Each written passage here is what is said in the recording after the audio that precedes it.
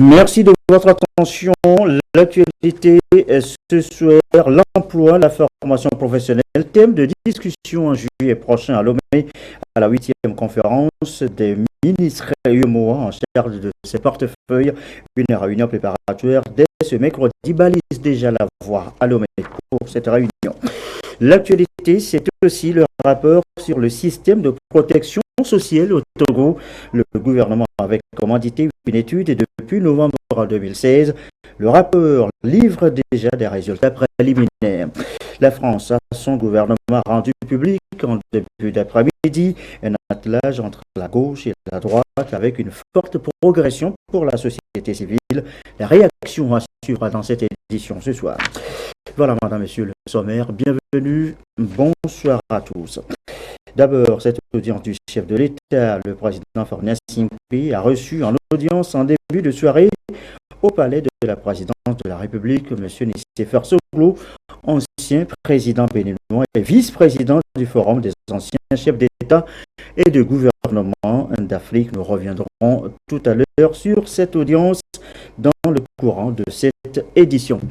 La primature avec l'entrevue ce matin entre le chef du gouvernement, commissaire Classou, et une délégation de la Banque africaine de développement.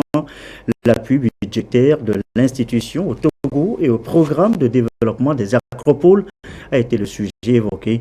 Les précisions micro de Carmen Madjisha Kapo. Nous sommes venus présenter à son Excellence, Monsieur le Premier ministre, deux missions importantes de la Banque africaine de développement. La première mission, c'est celle qui est au Togo pour discuter de l'évolution du grand programme de développement des agropoles.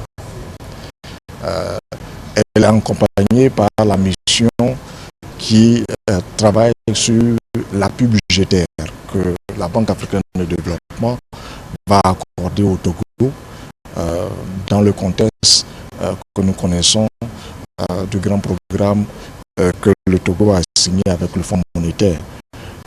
Mais cet appui budgétaire est aussi capital pour pouvoir appuyer les réformes que nous souhaitons permettre de lancer les agropoles. Donc nous avons présenté en fait ces deux missions à son Excellence, insister sur le concept des agropoles, la vision de la Banque africaine de développement par rapport à ces concepts, et aussi insister sur les réformes clés que nous souhaitons voir menées par l'État et aussi le secteur privé. Nous avons été impressionnés par la maîtrise de ces dossiers-là par le Premier ministre. Il nous a présenté la vision du gouvernement, les ambitions du chef de l'État et aussi les résultats que le Togo veut tirer de ces grands programmes qu'il souhaite lancer comme l'agropole. Il nous a donné des orientations. Nous sommes encore là pour 2 ou 3 jours, finir cette mission. Et sur la base de ces orientations, nous allons continuer le travail et revenir vers lui pour lui présenter nos recommandations et nos propositions. Et voilà, l'audience accordée donc ce matin par le chef du gouvernement à cette délégation de la Banque africaine de développement. La primature encore où s'est poursuivi ce mercredi les travaux du séminaire gouvernemental en ligne de mire, l'agenda 2030. Comment y parvenir en transformant la gouvernance, l'administration publique? Le point sur les travaux du jour, Tabita Kakbo et Soram Teuteou. Le Togo s'est engagé à mettre en œuvre les 17 objectifs du développement durable ODD adoptés en 2015 et à travers lesquels la communauté internationale veut relever les défis liés entre autres à la pauvreté, à la faim, aux maladies et à l'éducation. Comment donc intégrer ces ODD dans le plan national de développement PND en cours d'élaboration et qui traduit les aspirations de développement? Le séminaire gouvernemental organisé à l'intention des cadres de l'administration publique, des syndicats et de la société civile vise à les amener à prendre conscience et à s'approprier les enjeux et défis des ODD en rapport avec l'émergence du Togo en 2030. L'objectif poursuivi donc à travers le séminaire, c'est de voir comment nous allons organiser les institutions, c'est-à-dire l'administration et les services, bien entendu les hommes, les femmes qui les animent, de manière à ce qu'ils soient en adéquation avec la vision, les priorités et les objectifs de développement qui sont poursuivis. Je donnais tout à l'heure un exemple en disant, si nous voulons assurer la sécurité alimentaire, l'autosuffisance alimentaire, la question peut se poser de savoir, est-ce que nous sommes suffisamment outillés en termes de compétences en matière d'agronomes pour piloter l'agriculture togolaise afin d'atteindre les performances que nous recherchons? Voilà pourquoi nous travaillons dans deux axes différents. Le premier axe, il y a des experts du département chargé des affaires sociales et économiques des Nations Unies qui sont venus de New York. Il y a des experts du PNUD qui sont venus de Addis Abeba qui se sont ajoutés à la représentante résidente du PNUD au Togo, qui vont partager avec nous les pratiques et les expériences d'autres pays, d'abord en matière d'intégration des objectifs de développement durable, les ODD, à notre plan de développement, et en deuxième lieu, nous aider à renforcer, à améliorer notre administration et nos services publics afin de les rendre plus performants, plus efficaces. Outre le PND, il y a le rapport national volontaire du Togo qui va s'enrichir des recommandations qui en découleront pour être présenté en juillet prochain au forum politique de haut niveau à New York. L'organisation de ce séminaire gouvernemental a bénéficié du soutien du Programme des Nations Unies pour le développement. La représentante de cette institution, Kardiata Lo Ndiaye, s'est réjouie de la qualité des thèmes de discussion, des thèmes qui exigent, selon elle, une réflexion profonde et une disponibilité à changer d'attitude dans la gestion des affaires de l'État. Pas de caméra allumée ni de micro ouvert pour longtemps ce matin à l'Assemblée nationale. Travaux à huis clos pour les députés réunis sur le rapport d'activité du président du Parlement. Séance présidée, vous le voyez, par le président Dramane Dramani lui-même. C'est la deuxième rencontre plénière tout de même de l'Assemblée nationale pour le compte de la première session ordinaire de cette année 2017. Le président de l'Assemblée nationale qui, avant cette séance, a échangé avec l'ambassadeur de Chine au Togo, le diplomate chinois, a annoncé au président Dramane Dramani une bonne nouvelle. Nous l'écoutons au micro de Honoré Manjoko. J'ai eu le grand honneur d'être reçu par son Excellence M. Dramani, président de l'Assemblée du Togo. Nous avons eu l'occasion de parler, d'évoquer de la belle coopération amicale et aussi de l'amitié entre nos deux pays et surtout entre nos deux assemblées. Et nous avons surtout parlé de la prochaine visite du vice-président chinois de l'Assemblée populaire de Chine. Et il va arriver demain et il va rencontrer le président de l'Assemblée du Togo et aussi les autres dirigeants du Togo. Et cette visite, j'en suis sûr, va renforcer l'amitié et la coopération amicale entre nos deux peuples, nos deux pays et surtout nos deux assemblées. Et je vous le signalais tout à l'heure en début de journal, le chef de l'État de son côté a reçu en audience en début de soirée au palais de la présidence présidence de la République. Monsieur Nicéphore Soglou, l'ancien président béninois et vice-président du Forum des anciens chefs d'État et de gouvernement d'Afrique en séjour dans notre pays, s'est également rendu à Barou. Il exprime donc son hospitalité, ses remerciements au chef de l'État pour l'hospitalité qu'il a été donc accordée. Nous l'écoutons au micro de Arnaud Guiliou. Je suis venu en pèlerinage chez moi, on peut dire à Balou, et parce que Balou c'est le pays de ma mère. Ça fait à peu près 30 ans que je n'avais plus mis l'occasion de revenir. Et il se trouve que dans la politique de développement qui est menée, il y a une autoroute qui va là-bas. Et ça a été pour moi vraiment un immense plaisir, un honneur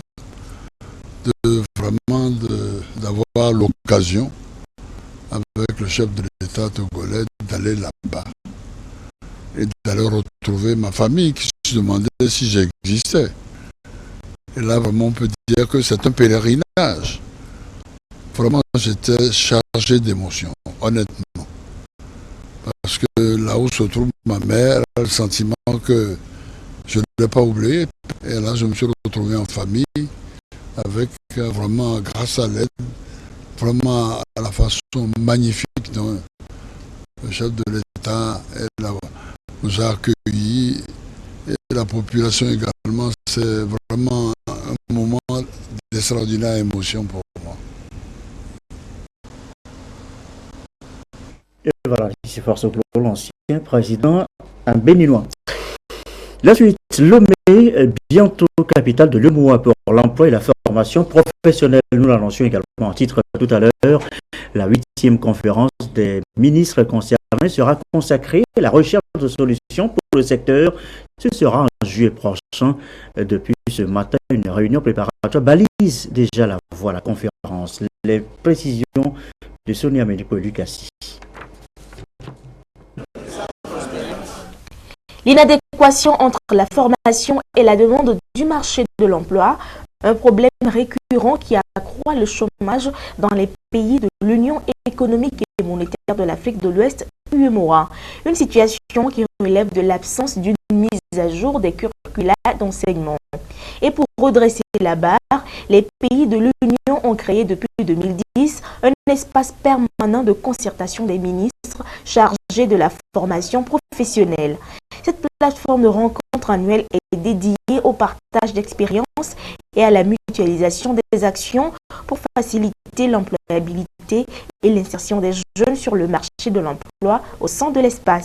Il y a une initiative qui est née ici et qui voudrait qu'on mutualise les curricula de formation, c'est-à-dire les documents élaborés pour la formation des jeunes gens au Togo, eh bien, qu'on utilise les mêmes documents à travers l'espace UEMOA et que dans un métier donné, si nous prenons le métier des artisans par exemple, s'il y a des curricula qui sont élaborés ici, que les autres pays de l'UEMOA n'aient plus à répéter, à investir sur ces curricula qui puissent les utiliser et les adapter.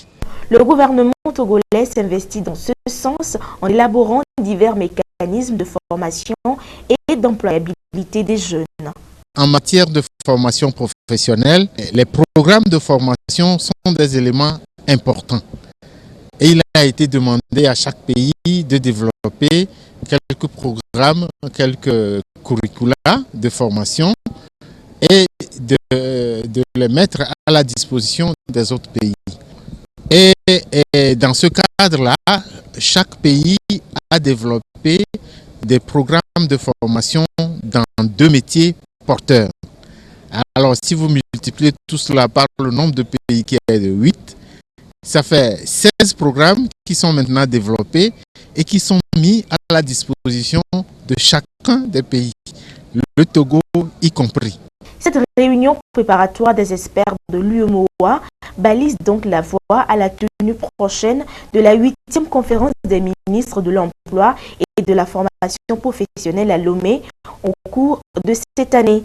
Elle permettra de renforcer l'adéquation des produits issus des centres de formation professionnelle avec le monde du travail actuel.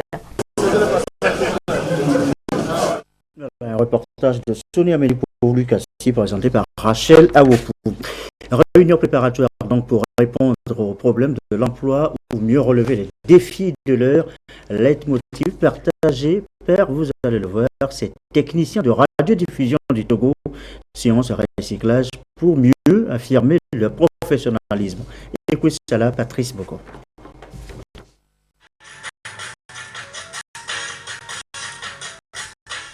La radiodiffusion, l'un des premiers organes de communication dans le monde médiatique, est aujourd'hui en perpétuelle mutation. Face aux nouvelles technologies de l'heure, les techniciens radiodiffusion du Togo regroupés en associations veulent se recycler pour être à la pointe de la nouvelle technologie de l'information et de la communication.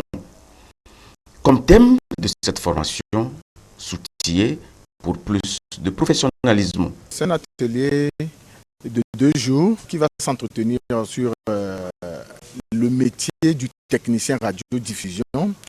Donc nous allons travailler sur la basse fréquence, sur la haute fréquence, sur la maintenance.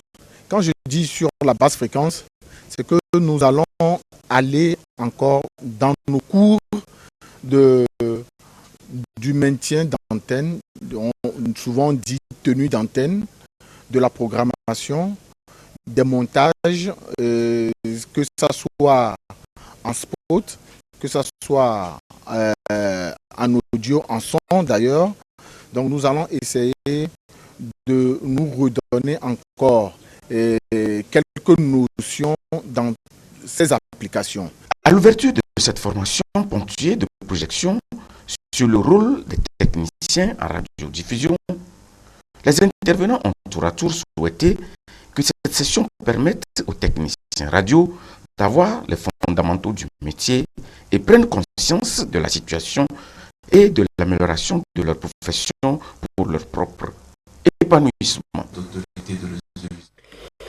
Également dans l'actualité, ce rapport, nous l'annoncions également en titre, ce rapport d'étape sur la couverture, le système de protection sociale au Togo.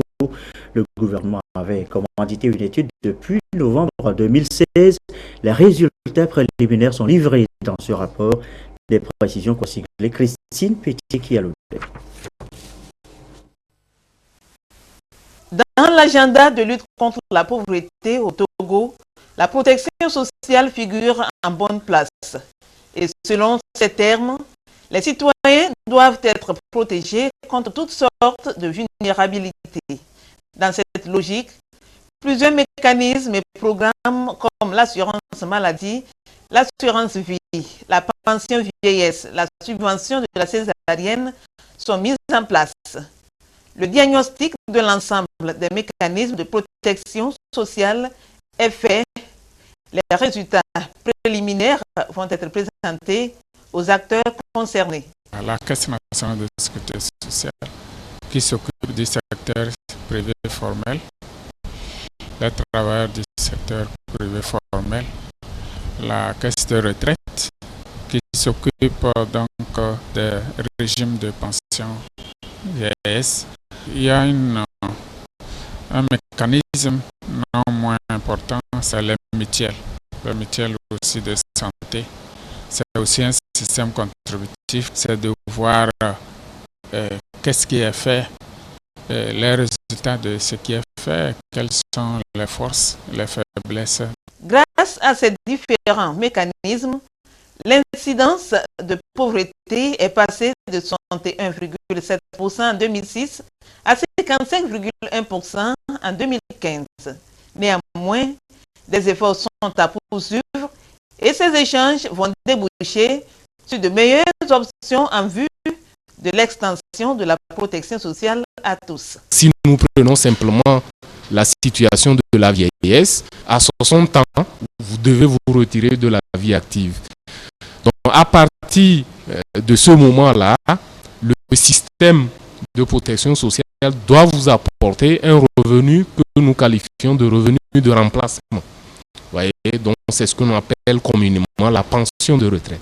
Le Togo est sur la voie de la mise en œuvre de son plan national de développement, le PND, qui, selon le ministre Gilbert Bawara, est le cadre stratégique de toutes les interventions en matière de développement.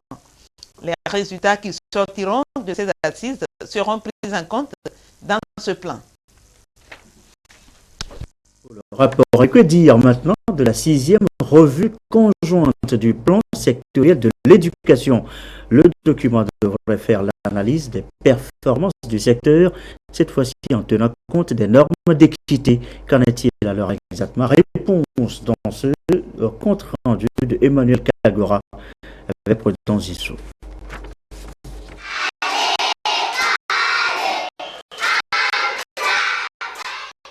Le secteur de l'éducation au Togo va de plus en plus mieux, résultat de la mise en œuvre des différentes réformes entreprises par l'État.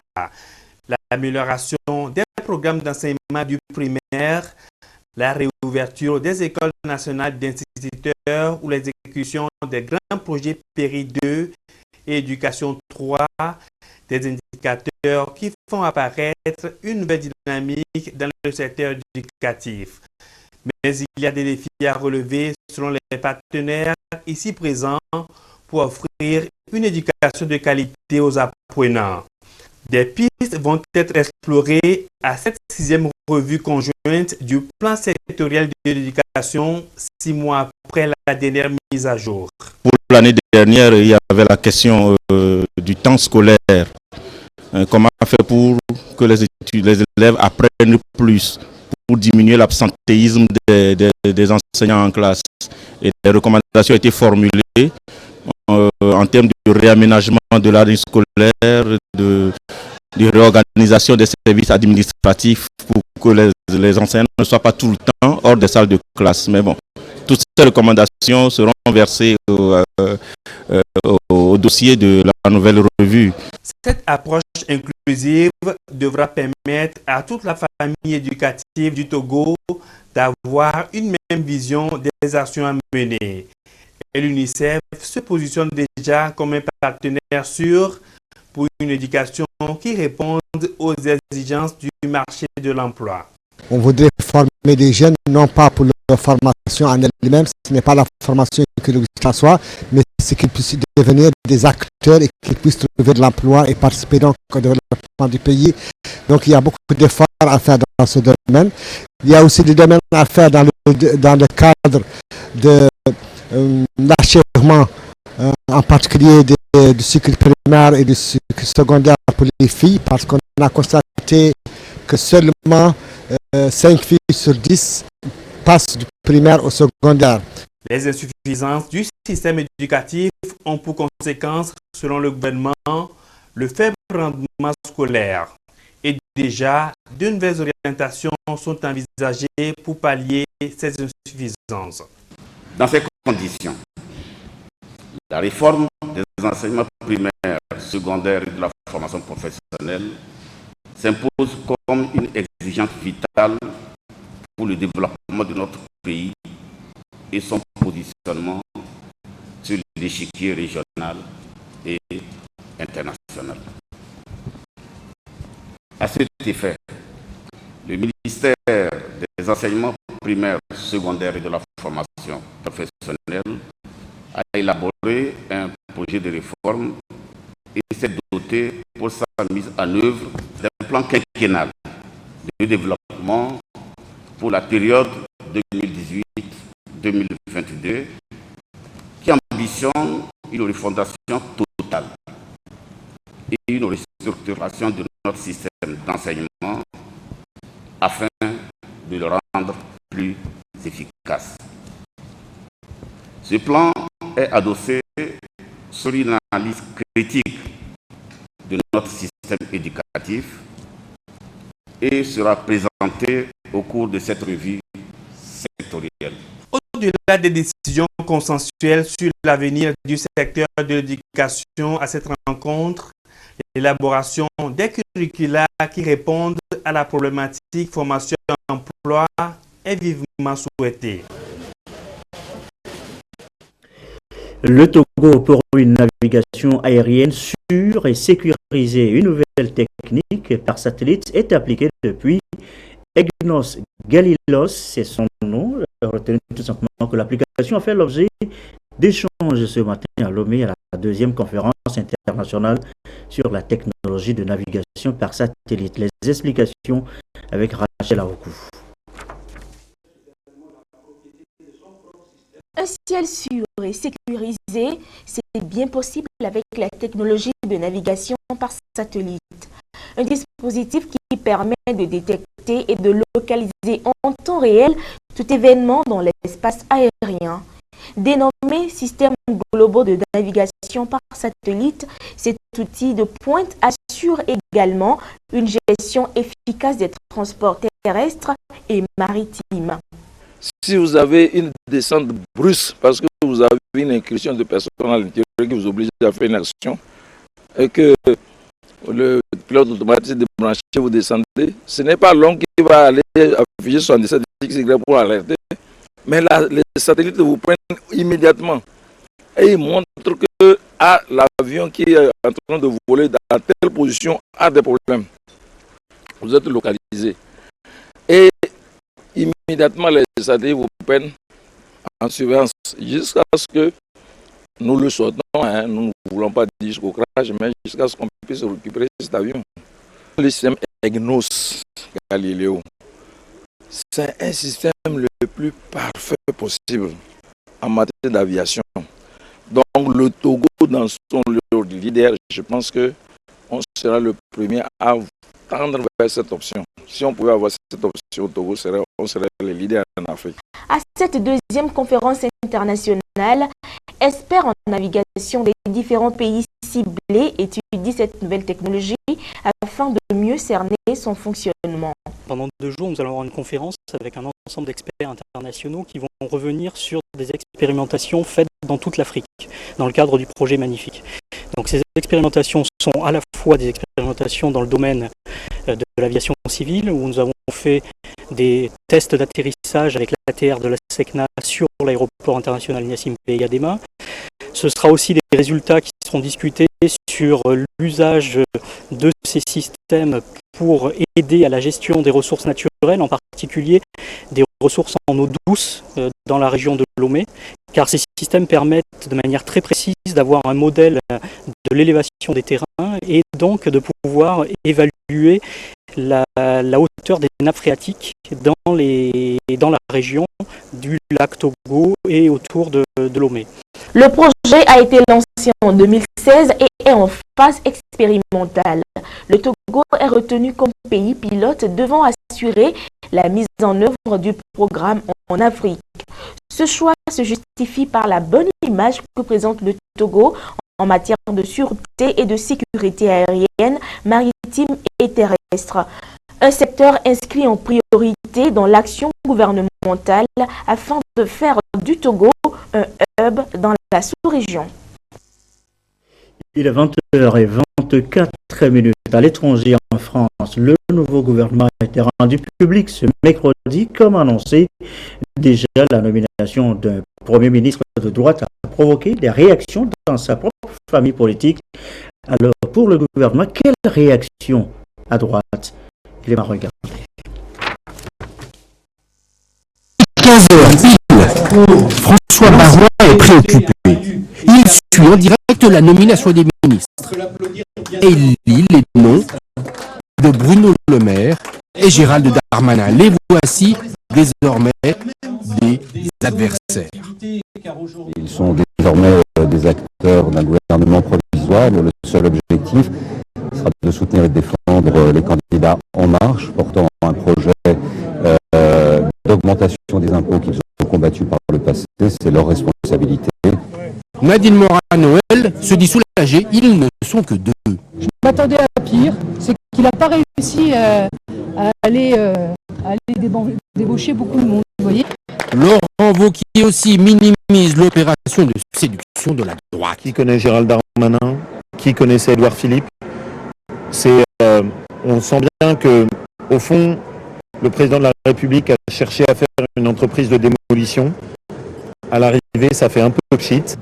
Certains préfèrent les places à leurs convictions. On le déplore, on le regrette, on le constate. Par là même, ils ont quitté notre famille politique. En effet, ces deux ministres ont reçu la même lettre que le nouveau Premier ministre. Je prends acte que vous avez ainsi choisi de quitter de vous-même notre famille politique. Leur signifie le secrétaire général des Républicains. Réplique immédiate de Bruno Le Maire. Les Républicains ont fait le choix de m'exclure de notre parti. Chacun jugera. La France mérite mieux que les partis. La France mérite mieux que les exclusions. D'autres préfèrent s'abstenir. Bonjour. Votre réaction à la nomination Ce sera très bref. Je ne souhaite pas faire de commentaires sur la constitution de ce gouvernement. Car la droite est bien traversée de fortes tensions. Et voilà donc pour la réaction à droite à la formation donc de ce nouveau gouvernement français. Le reste de l'actualité retour chez nous avec l'émission Ashkroum à l'intérieur du pays. Séance d'explication face aux populations. Seul l'argent ne peut tout. Le pardon est essentiel. Message pour la phase de réparation. L'étape de Kara, Komou Boyordé. Le Togo dans la dynamique de la réalisation du vivre ensemble de ses filles et ses fils. C'est pourquoi il faudra d'abord penser les plaies des victimes des troubles politiques qui ont émaillé le Togo de 1958 à 2005. Ainsi en a décidé la CVJR. Que remettre à une victime pour croire effacer ses douleurs? L'argent suffit-il à lui seul pour réparer cette situation sans faire appel à la volonté des uns et des autres de tourner cette page sombre? C'est dire que la réparation en question n'est pas seulement ce que l'on donne, mais c'est surtout la reconnaissance faite au tort causé.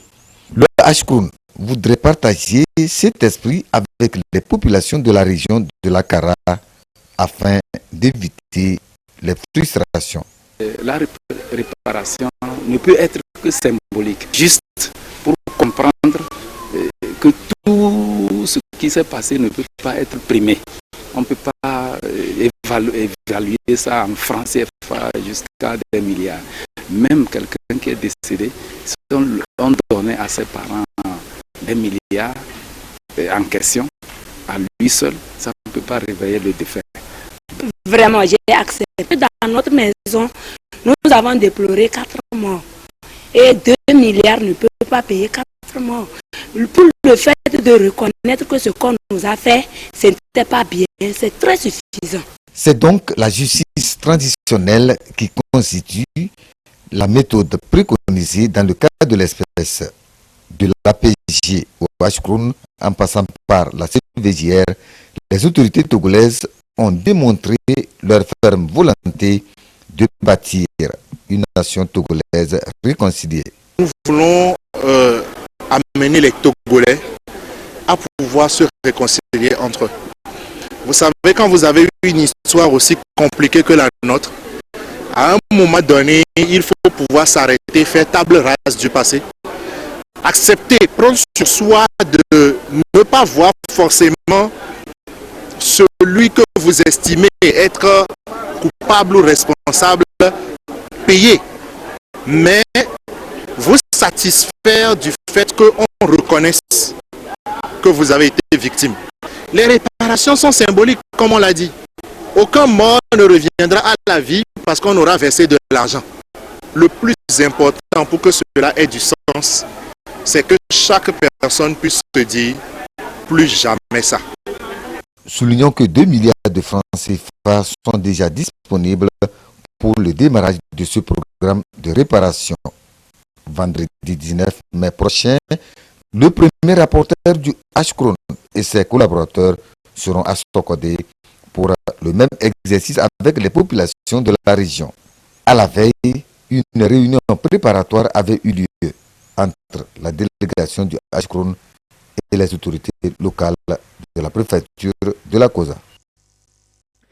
Le pardon pour donner une chance à la réconciliation, l'argent pour la réparation, vous l'avez entendu, c'est symbolique. Message du S-Group, ici aussi à Takwame, face aux populations. Sylvain Aboudou.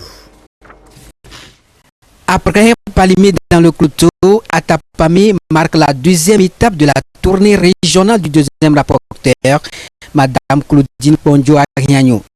Une présence qui témoigne de l'engagement du Haut Commissariat à la réconciliation et au renforcement de l'unité nationale à rendre disponibles et transparentes les informations relatives au processus de réparation. La vulgarisation de cet outil reste le leitmotiv nécessaire pour construire dans la paix un Togo réconcilié, uni et prospère. Mais avant d'en arriver là, il faut que les Togolais, selon le H-Crown, arrivent à s'accepter mutuellement, à cultiver le pardon et à travailler main dans la main dans l'optique de faire progresser le processus et tourner cette page de l'histoire pour parvenir à la garantie de non-répétition. Et je pense que c'est un point pertinent pour l'évolution de cette jeune république. Nous en avons besoin pour que le Togo évolue vers un développement durable. Il vaut mieux que chacun fasse un sacrifice et dise « je veux pardonner ». Et alors, Dieu nous aime et Dieu nous accompagnera si nous avons la bonne volonté de pardonner. S'il n'y a pas de paix, il ne peut jamais avoir de vengeance. Donc, je lance un appel solennel à tous les deux, surtout à nos parents de Logo, d'accepter le pardon, d'œuvrer pour le pardon, de cultiver le pardon. C'est ça qui va nous permettre de vivre ensemble pour pouvoir mener la politique d'émergence, la politique de développement de notre pays. Cette première phase de réparation axée sur la sensibilisation des victimes est une approche participative pour bâtir une société nouvelle, plus paisible et solidaire. Une démarche qui entend également préparer les esprits à adhérer à l'initiative qui, pour le H-Crown, constitue un tournant décisif pour la bonne marche du Togo vers un développement durable. Ici à Tapamé, il y a beaucoup de défis à relever. Mais les questions qui nous ont été posées, tous les messages que nous avons entendus nous rassurent que ces valeurs sont en train d'être véhiculées et que ces valeurs vont certainement porter des fruits et des bons fruits pour le Togo. Donc nous partons satisfaits pour cette étape d'Apamé.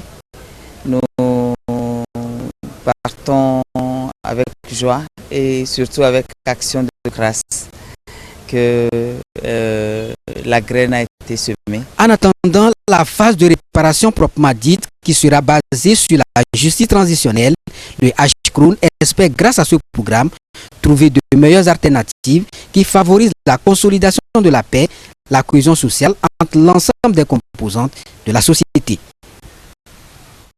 Et comment réagissent les populations rencontrées ici et là au message S-Crown, réaction des leaders religieux recueillis par Sylvain Abdou ici à Takwame. La reconnaissance déjà dans ce processus, je pense que c'est encourageant. Et moi en tant que religieux, je prie pour que les cœurs se convertissent vraiment, qu'on accepte le processus, qu'on l'intègre et que ça puisse aboutir pour que l'unité nationale soit vraiment renforcée comme le gouvernement pense bien le faire.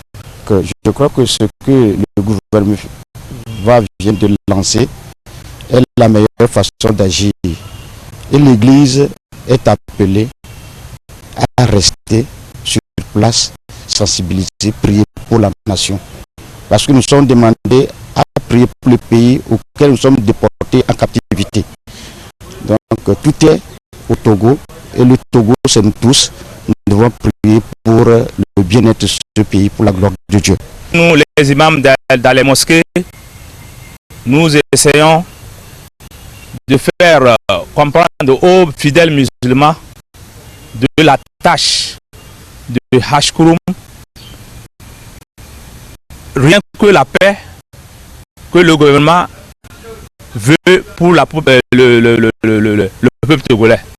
Nous sommes persuadés qu'aujourd'hui, avec les actions de l'Hashkouroum, tout le monde est rassuré, l'État est rassuré, la population est rassurée et les recommandations sont applicables. Donc pour nous, c'est de remercier très sincèrement les actions de l'Hashkouroum sur le terrain et pour l'ensemble de tous les Togolais.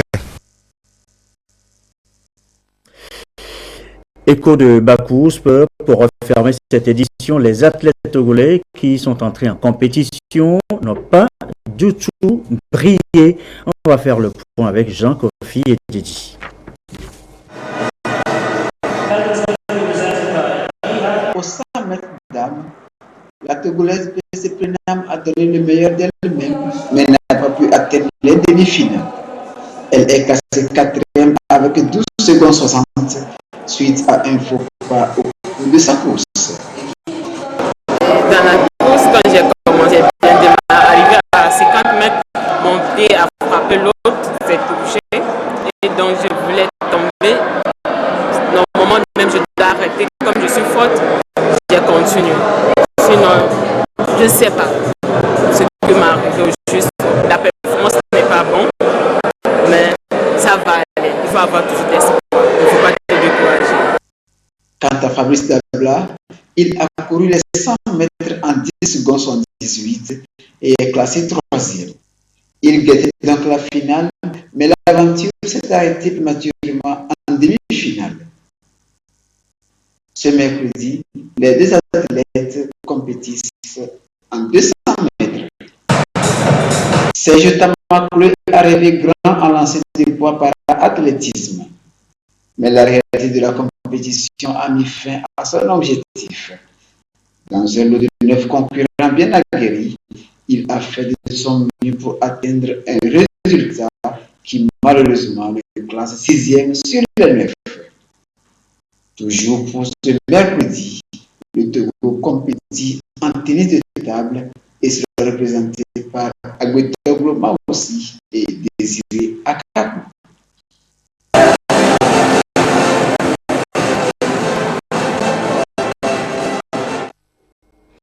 Et voilà pour la séquence humour de cette participation togolaise.